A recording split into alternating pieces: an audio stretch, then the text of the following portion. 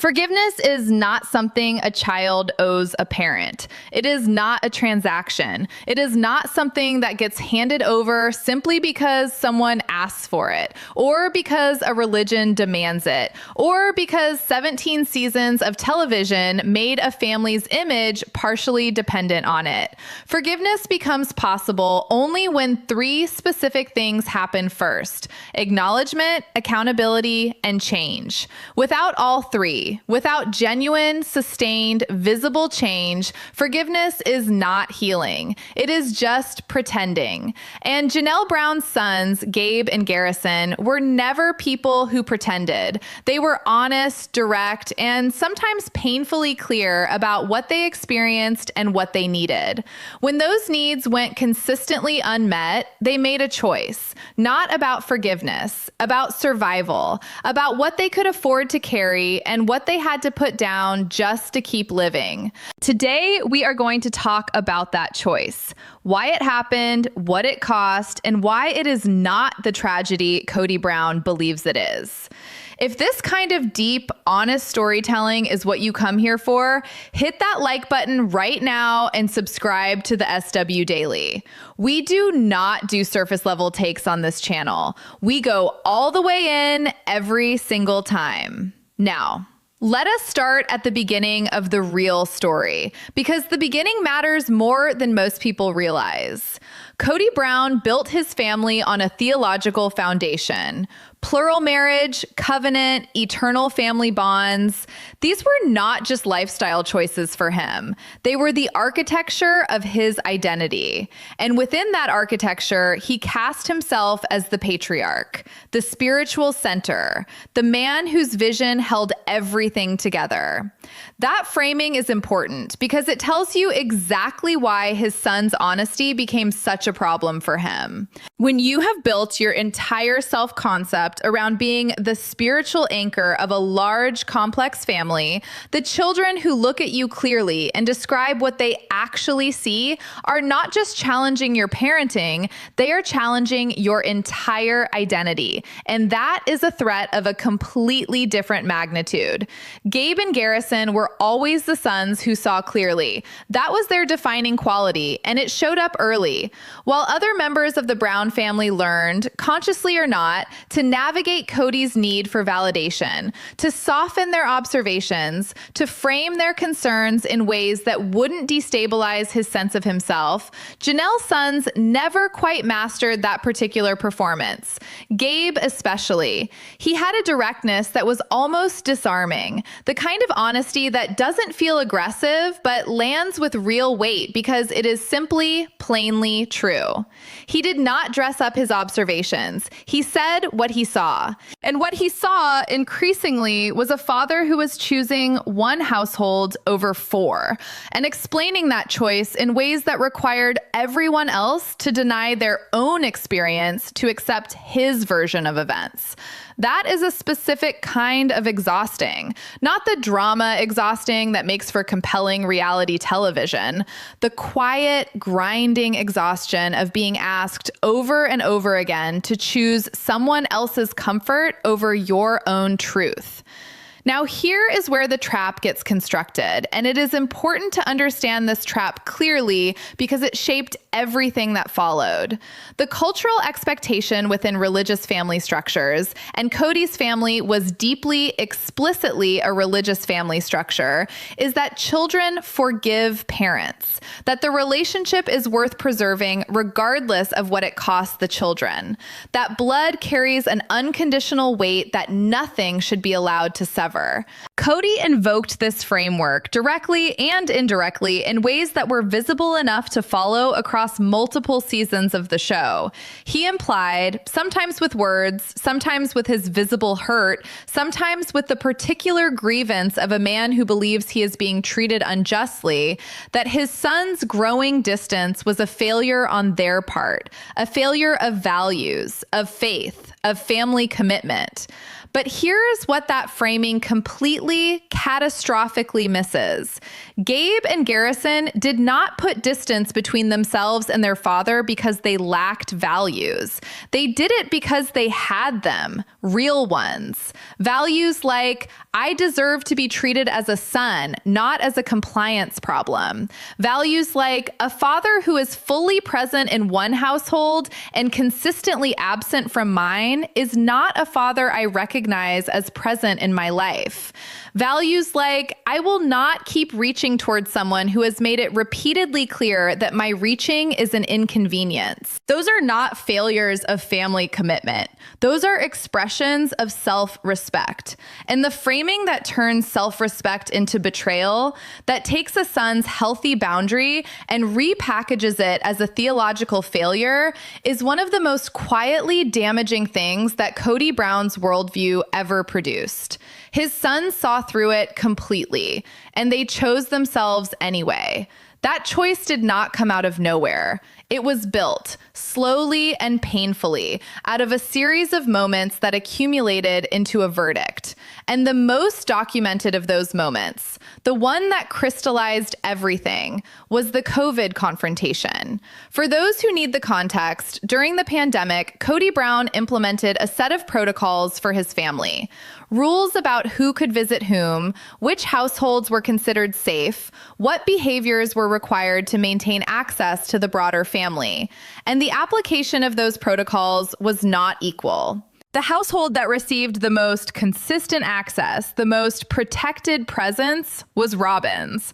The sons in other households, Janelle's sons specifically, experienced those protocols as what they were: a hierarchy made visible, a father's priorities, finally, unmistakably documented.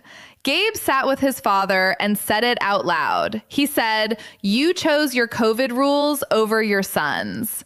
That sentence is remarkable not because it was dramatic. Gabe's delivery was the opposite of dramatic, which is part of what made it so powerful, but because it was simply, precisely accurate.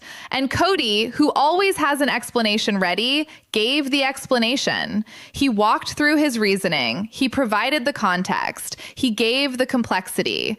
And Gabe, who did not want the complexity, who had heard the complexity enough times to understand that the complexity was the point, that the complexity was the mechanism by which his father avoided accountability, received it. And something in him closed, not in anger, in recognition, the specific, quiet recognition of a person who has finally understood completely and without residual hope that this is who someone is, not who they might become, not who they could be persuaded into becoming, who they are right now, unchanging. And Gabe, honest, direct, finished with performing, made the only reasonable decision available to him. He stopped confronting me. He stopped reaching. He stopped waiting for the explanation to finally, someday, become accountable. He chose himself. And that choice, visible in his face, documented in the footage, understood by everyone who watched it, is not a failure of forgiveness. It is a success of self-preservation. And it deserved, from the beginning, to be called that by his father. It never was. What Kody's relationship with Janelle's sons reveals about his character is specific and, once you see it, impossible to unsee. He is capable of warmth and closeness with children who do not challenge him, with children who accept his version of events, who reflect back the father he wants to be rather than describe the father he actually was. Janelle's sons were never those children. Their honesty was not a flaw. It was, in many ways, an expression of the values they had been raised inside. But Kody, who has always responded to clear sight by becoming defensive, by withdrawing, by reaching for protocol and explanation and theological framing, could not sustain the father those sons needed.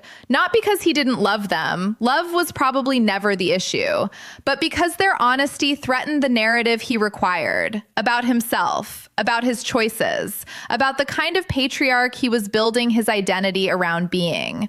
A father who can only fully love the children who don't see him clearly, who consistently withdraws from the ones whose honest gaze is inconvenient, has built a very conditional version of fatherhood. And Janelle's sons, clear-eyed and unwilling to look away, failed that condition. Not through any fault of their own, simply by being who they were, by seeing what they saw, by refusing to pretend they saw something different.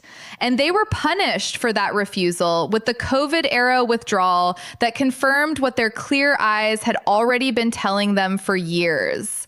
Kody needed his sons to be less honest. They never were.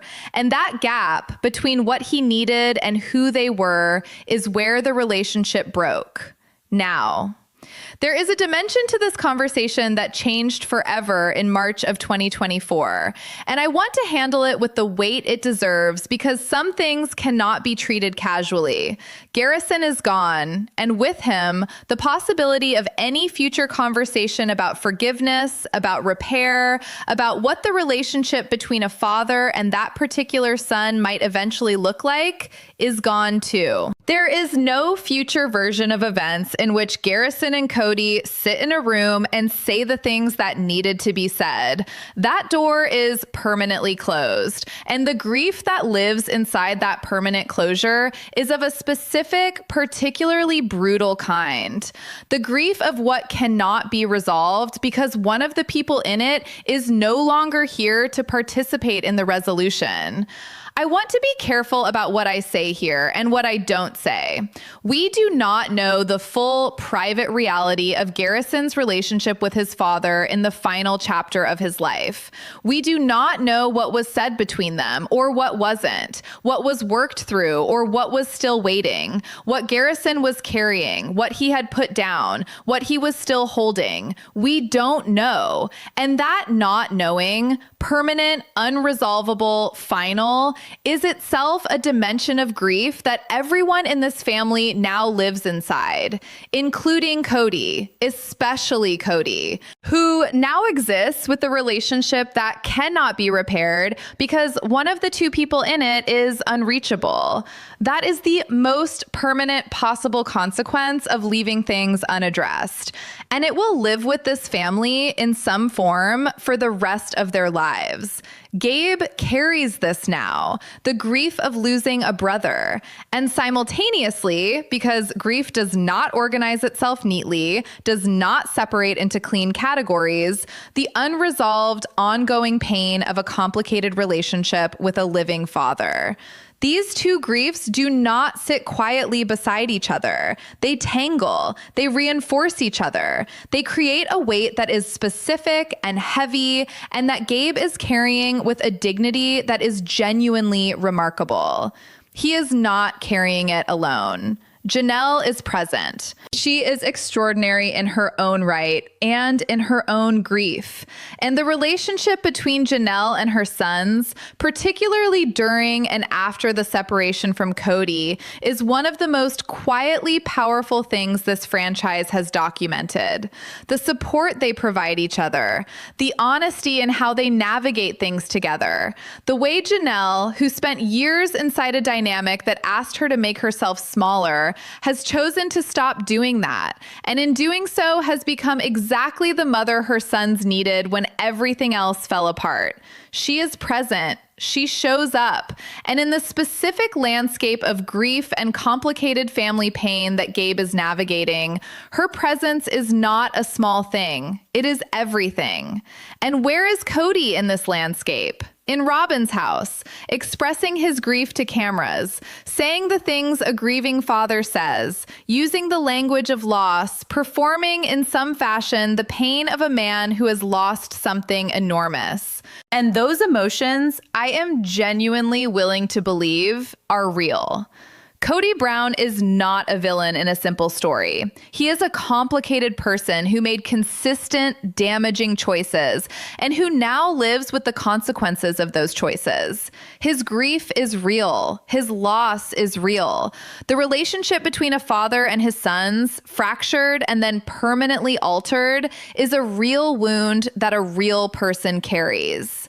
But here is what Gabe, who is watching, who is grieving, who is navigating his own enormous weight, hears in those public expressions of his father's grief.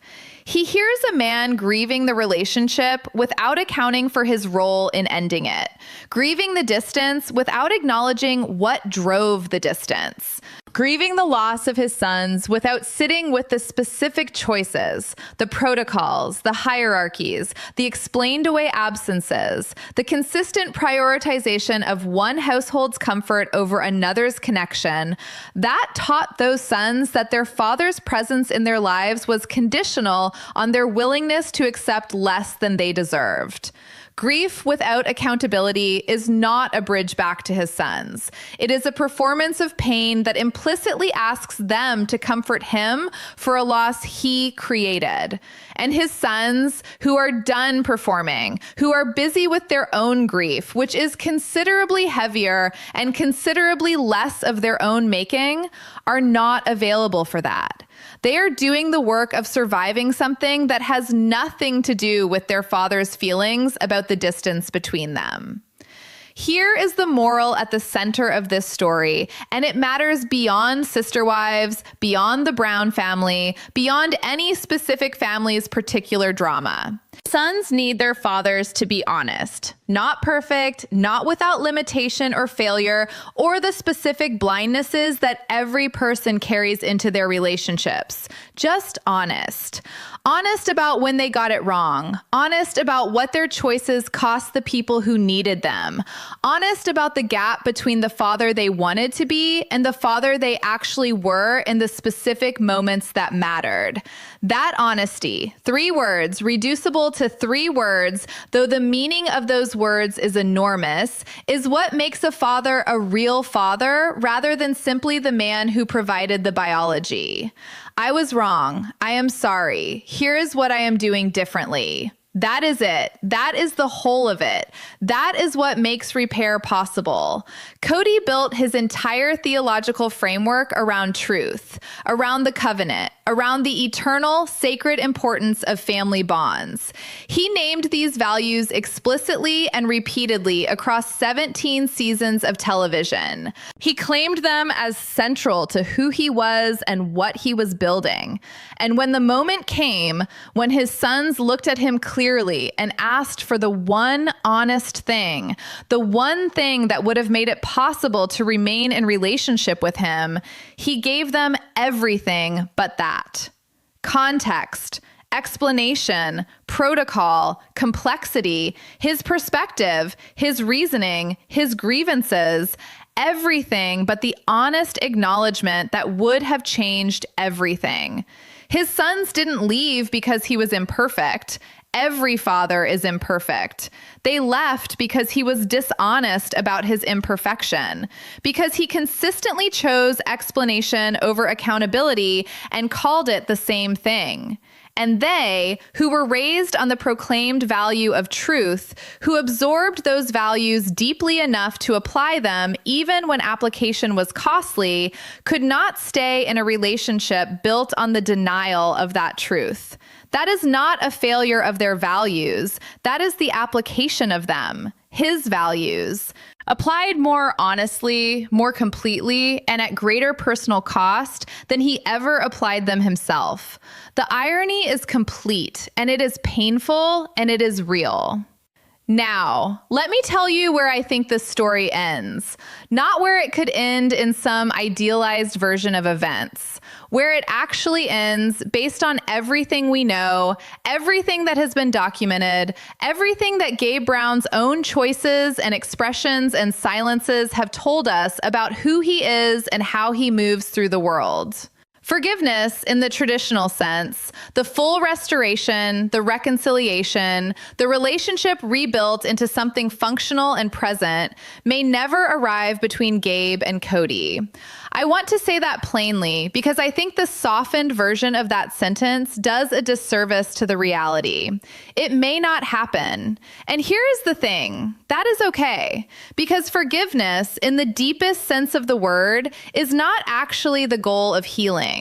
Wholeness is the goal. Becoming a full person who can build a real life, a life with meaning, connection, love, and purpose, regardless of whether the relationship that hurt you ever reaches resolution. Wholeness does not require forgiveness. Sometimes forgiveness follows wholeness, arrives later, quietly, as a byproduct of no longer needing something from the person who caused the wound. But it does not have to come first, and it does not have to come at all for the healing to be real. Gabe Brown, by every visible measure, by everything his behavior and choices and presence in this story have shown us, is working toward wholeness. Not through forgiving his father, not through waiting for his father to do the thing that would make forgiveness possible, but through building a life that does not require his father's acknowledgement to be complete. Through the relationship with his mother, who is present and extraordinary. Through the bonds with his siblings who are navigating their own grief and doing it together. Through the people he has chosen, whose presence in his life is based on something entirely different from the complicated, conditional dynamic he grew up inside. Through his own judgment, the clear, honest, direct, inconvenient judgment that made him his father's most challenging son, which is also, and not coincidentally, his greatest asset as he builds a life on his own terms. Forgiveness, if it comes, will come on Gabe's timeline, for Gabe's healing, in whatever form serves Gabe's wholeness, not as an erasure of what happened, not as a performance of family harmony for cameras or for a father's comfort, but as a release, if and when it comes, of the weight of carrying it, a private act belonging entirely to him, meaningful only in the measure that it serves him, not Kody, him.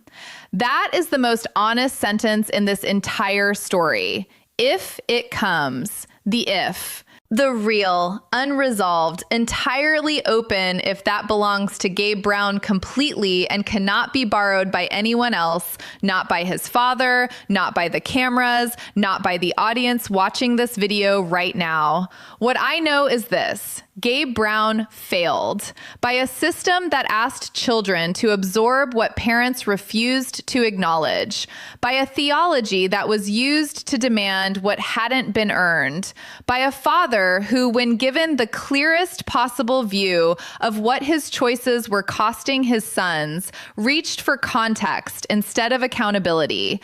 Every single time.